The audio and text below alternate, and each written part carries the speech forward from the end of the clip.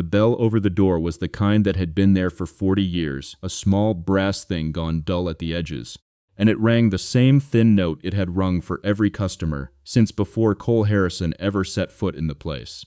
That morning it rang for a woman in a charcoal wool coat that cost more than the bakery's monthly rent, her heels clicking once on the tile before she stopped dead in the doorway, because the man behind the counter, flour dusted across his forearms, a dish towel over one shoulder, was someone she recognized immediately and had never expected to see again in her life. Cole looked up from the tray of morning rolls he was arranging, and for a moment neither of them said anything. Vanessa Sinclair's hand tightened on the strap of her bag. Behind Cole, a small girl in a paint-stained apron 2 sizes too big for her stood on a step stool, carefully piping frosting onto a row of cookies, and she glanced between the 2 adults with the open curiosity of an 8-year-old who has just noticed the temperature of a room change. "Cole," Vanessa said, and it came out smaller than she meant it to. He set the tray down without hurrying, the way he did most things now. "Morning," he said. "What can I get you?" That was the whole of it. No accusation, no edge in his voice, nothing at all like what she had rehearsed for. In the version of this encounter she'd imagined 100 times, without ever meaning to imagine it. She had pictured him bitter, hollowed out, maybe not even recognizable anymore. She had not pictured a bakery that smelled like cinnamon and yeast and fresh coffee. String lights looped along the ceiling beams, a corkboard by the register covered in children's drawings and thank you notes from regulars. She had not pictured him happy. To find out how a man she'd once fired without a second thought ended up rebuilding a life she couldn't stop thinking about, and what it would eventually cost her to face what she'd done to him. Stay until the very end. If a story like this feels familiar to you, if you've ever watched someone get back up after the floor was pulled out from under them, we'd love to hear from you in the comments. So many people watching have lived some version of this. And here's the question worth sitting with before we even get to how this started. When someone at the top makes a devastating call about someone underneath them, how much of it is really their own judgment, and how much of it is other people's whispers they never bothered to question? 3 years earlier, none of this existed. Not the bakery, not the string lights, not the quiet. 3 years earlier, Cole Harrison had an office on the 31st floor of Sinclair Holdings' downtown tower, a corner view of the river, and a title, Senior Director of Operations, that he'd spent 11 years earning. He ran the Western Logistics Division, 400 employees, a budget with 8 zeros in it, and he ran it well. He was the kind of manager who remembered the names of the loading dock crew and the names of their kids. He was not flashy. He didn't need to be. His numbers spoke plainly enough that nobody in the building had ever needed to ask him to justify himself. Not once, not in 11 years. His wife, Marissa, had died 14 months before that morning in the bakery, a fast, cruel kind of cancer that gave them 4 months from diagnosis to funeral. And in that time, Cole had done what he could to keep his daughter's world from collapsing even as his own did. He had missed meetings.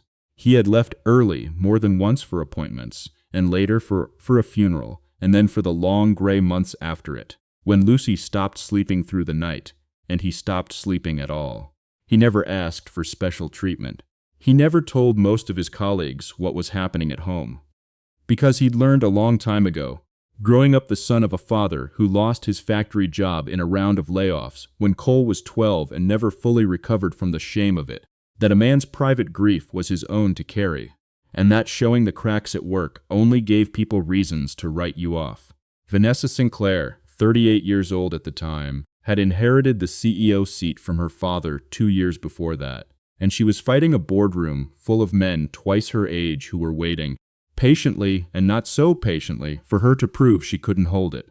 She had a merger on the table, that quarter worth $412 million, a deal that would either cement her position for a decade or become the excuse the board needed to push her out. Every division head in the company felt the pressure radiating down from that deal, Cole's division most of all, because Western Logistics was the backbone the acquiring company cared about most. Into that pressure walked Desmond Cole, no relation, an unfortunate coincidence of names that would matter later, a polished, Ivy-credentialed VP who had joined the company 18 months earlier and had spent every one of those months positioning himself as the man who could deliver what the board wanted to see. Desmond was charming in the specific way that made people trust him before they had any reason to. All firm handshakes and impeccably timed jokes in meetings. And he had identified Cole Harrison early on as an obstacle, a man with more institutional trust than himself, more respect from the floor staff, and a track record Desmond couldn't match no matter how many late nights he logged. What none of them knew yet, in that ordinary world moment before everything broke apart, was that Desmond had already begun quietly altering shipment logs in the weeks leading up to the merger review, small enough changes that they wouldn't be traced easily, large enough that when the numbers were finally presented to the board, they would tell a story of catastrophic mismanagement in exactly the division Cole ran. Vanessa didn't know it. The board didn't know it. Cole, exhausted and grieving and doing his best just to get Lucy fed into school on time, didn't know it either. He only knew that in 3 weeks, everything he'd built over 11 years was about to be handed to a room full of people who had never once walked his warehouse floor, and that none of them were going to ask him what actually happened before they decided what to do about it. The board meeting was scheduled for a Tuesday, and by Monday afternoon, Desmond had already made sure the narrative was set before anyone else had the chance to speak. He'd requested time on Vanessa's calendar that morning, walked into her office with a leather folder and a face arranged into careful concern, and laid out what looked, on its surface, like an open and shut case, falsified inventory numbers, a pattern of missed reporting deadlines traced back to Cole's division, discrepancies that, Desmond said, his voice pitched exactly to the register of a man reluctantly delivering bad news, suggested either serious incompetence or something worse. Vanessa had asked, to her credit, whether Cole had been given a chance to explain. Desmond told her Cole had been distracted for months, that people on the floor were saying he wasn't himself, that morale in the division had been slipping, and nobody wanted to be the one to say it out loud, because everyone still respected him too much. It was, Vanessa would later understand, a masterpiece of a lie, built almost entirely out of half-truths, since Cole had in fact been distracted, in fact been different since his wife's death, and Desmond had simply reached out and taken that true thing and bent it into a shape that served him. Blue-collar competence, built by decades on the floor, doesn't always look like competence to people who've only ever read about the floor in a slide deck. And more than a few of you watching probably know exactly what that gap in understanding can cost a good person. The termination happened on a Wednesday morning, not in the boardroom, not in front of anyone, which Vanessa would later tell herself was a mercy, though at the time it felt more like efficiency. She called Cole into her office at 8:15, before most of the floor had even arrived, and she told him, reading mostly from notes Desmond had prepared for her, that the board had lost confidence in the division's leadership, that the numbers didn't lie, that she needed him to clear out his desk by the end of the day, and that legal would be in touch about severance. Cole didn't argue. That was the detail that stayed with her longest, though she wouldn't understand why for another 2 years. He sat very still, hands folded on his knee, and he asked only one question, whether she'd looked at the shipment logs herself, or only at the summary someone else had prepared. Vanessa, tired, defensive, 4 days from the biggest presentation of her career and drowning in the particular fear of a young CEO who suspects the whole room is waiting for her to fail, told him this wasn't the time to relitigate the findings. Cole nodded once, stood, shook her hand, and said only that he hoped the merger went well for the people on the floor who depended on it. Then he walked out, packed 11 years of his life into 2 cardboard boxes, while colleagues pretended to be busy at their desks rather than watch, and drove home to tell his 8-year-old daughter that her father no longer had a job, 4 months after she'd stopped having a mother. He never told anyone at Sinclair Holdings that Marissa had died. He never used it as a defense, never asked for sympathy, never even mentioned it in the termination meeting when it might have changed everything. Years later, when Vanessa finally learned the timeline, that the months Desmond had described as Cole not being himself were the exact months Cole had been sitting in hospital rooms holding his wife's hand, while she disappeared in front of him, she would understand that his silence hadn't been pride. It had been protection. He'd decided, somewhere in those brutal months, that if the company was going to fail him, he would not let his daughter watch him beg for mercy from people who hadn't earned the right to know what his family had survived. Better, he'd reasoned, to walk out with his dignity intact than to trade his grief for a severance package. The true cost of what had happened wasn't visible to anyone in that building for a long time. Desmond's numbers held up under the surface-level review the board conducted before the merger vote, because nobody dug deeper than the summary he'd prepared. The deal closed. The board was satisfied. Desmond was promoted 8 months later into a newly created VP role, overseeing exactly the division he'd once accused Cole of mismanaging. And if the irony of that occurred to anyone in the building, nobody said it aloud. Cole took Lucy to his sister's spare bedroom for 6 weeks while he figured out what came next. Burned through most of his savings on the mortgage he couldn't keep up and eventually had to let go, and spent long nights doing the math on what was left. Enough, if he was careful, if he found something small and stable and unglamorous, to buy the leftover lease on a shuttered bakery 2 towns over, a place that had been closed for 8 months after its previous owner retired. Its oven still intact, its neighborhood still hungry for the smell of fresh bread in the morning. He didn't tell anyone at his old company where he'd gone. He simply disappeared from that world entirely and started very quietly to build a new one. 8 months would pass before the first crack in Desmond's story finally worked its way to the surface.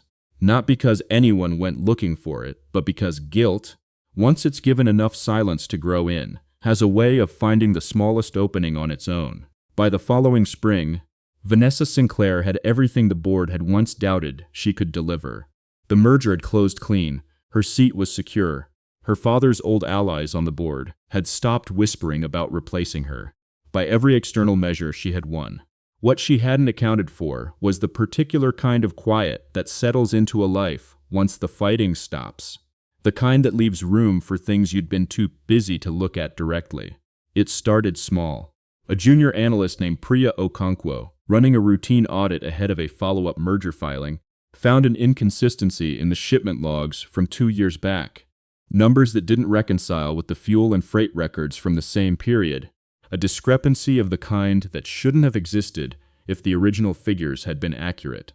She flagged it to her supervisor as a formality, expecting nothing, and might never have thought about it again, except that the supervisor happened to mention, in passing, that those were the numbers from the old Western logistics scandal, the one that got some director fired a while back. Priya, curious in the specific way that made her good at her job, pulled the original file out of curiosity and found something odd. 2 sets of entries for the same shipments, filed 11 days apart. The second set altered just enough to shift blame downward and credit upward. She sat on it for 3 weeks before she worked up the nerve to bring it to Vanessa directly, skipping 2 levels of management to do it, because something about the pattern made her uneasy enough that she didn't trust it to travel through the normal channels without getting quietly buried. Vanessa read through what Priya brought her twice before she said anything. The first read was disbelief. The second read was recognition, a slow, sick understanding that the man she'd fired in 15 minutes on a Wednesday morning, the one who'd asked her a single quiet question she'd brushed off, had been telling her the truth, and she hadn't listened. She thought about Cole Harrison more in the 2 weeks that followed than she had in the 2 years before it. She had his old personnel file pulled and found, buried in an HR note nobody had flagged as relevant at the time, a single line about a bereavement leave request filed the same month Desmond had described him as not himself. She sat with that for a long time in her office after everyone else had gone home. The city lights coming up outside her window, the way they had on so many nights before. Except now the view didn't feel like anything she'd earned. Older generation instinct, the kind built from years of watching a floor operate with your own eyes, doesn't always get the benefit of the doubt against a polished credential and a slide deck, and it's worth asking honestly which one you'd trust faster if you were in that boardroom yourself. She had Priya quietly pull Cole's forwarding information from his final severance paperwork, and that was how she learned, almost by accident, that he'd bought a bakery, a small, unremarkable storefront 2 towns over that didn't even have a website, just a listing in a local business directory, and a handful of 5-star reviews from neighbors who talked more about the owner's kindness than about the bread itself. She sat with that information for 11 days before she did anything with it. turning over what she would even say to him. Whether an apology could mean anything coming 4 years too late, whether she had any right to walk back into his life at all. In the middle of that indecision, a second crisis landed on her desk that made the question urgent in a different way. Desmond, now a full VP with his sights on the COO seat, had gotten wind, through channels Vanessa never fully traced, that Priya's audit had surfaced something, and he moved fast to control the narrative, quietly pressuring 2 junior staffers who'd worked adjacent to the original numbers to keep quiet about anything unusual they might remember, framing it internally as protecting the company from a costly and embarrassing legal exposure rather than what it actually was. One of those staffers, a soft-spoken logistics coordinator named Marcus Webb, who had liked Cole a great deal and had always felt uneasy about how quickly and quietly he'd been let go, came to Vanessa directly instead, shaking, and told her everything he remembered, including a conversation he'd overheard between Desmond and a vendor rep months before the firing about cleaning up the numbers before the board sees them. It was enough. Not court-ready, not yet, but enough for Vanessa to know with certainty what she'd done and who had engineered it. She drove out to the address on Cole's severance paperwork the following Saturday morning, sat in her car outside a bakery with a hand-painted sign and a line of customers already out the door for the weekend pastry rush, and watched through the window for almost 10 minutes before she found the nerve to go in. Not yet ready to say anything, not yet sure what she even wanted from him, only certain that she owed him the truth in person and that she was terrified of what his face would look like when he heard it. 1 month would pass before she worked up the courage to say any of it out loud. And when she finally did, it would cost her far more than an apology. She came back the next morning, and the morning after that, always early, always before the real rush, ordering a coffee and a roll, and finding a small table in the corner where she could watch Cole work without either of them having to talk about anything that mattered. He never asked her to leave. He never brought up what had happened between them either. And for the first several visits, she told herself, his silence was simply good manners toward a paying customer, though some part of her suspected it was something closer to the same instinct that had kept him quiet in her office 3 years earlier. A refusal to hand anyone a reason to think less of him, even now, even here on his own ground. What she noticed, watching him those mornings, was how much of the man she remembered from the 31st floor was still there, just aimed at something smaller and, she began to suspect, something he loved more.